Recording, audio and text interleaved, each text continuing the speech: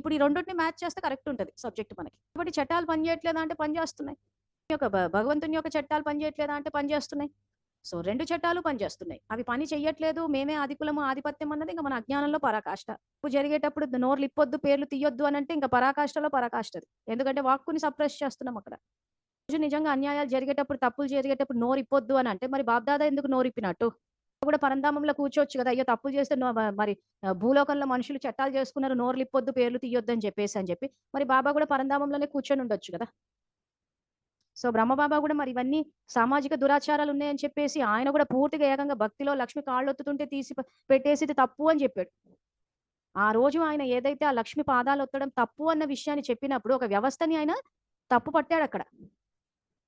ఎవరైతే ఆ రకంగా ఆ స్త్రీని ఆ రకంగా సమానత్వం లేకుండా చేశారో, సమాజంలో వీళ్ళు చేస్తున్నారని చెప్పి ఆయన ఏదైతే పేర్లు తీశాడో ఇది తప్పు అని చెప్పారంటే మరి ఆయనెందుకు నోరిప్పినట్టు?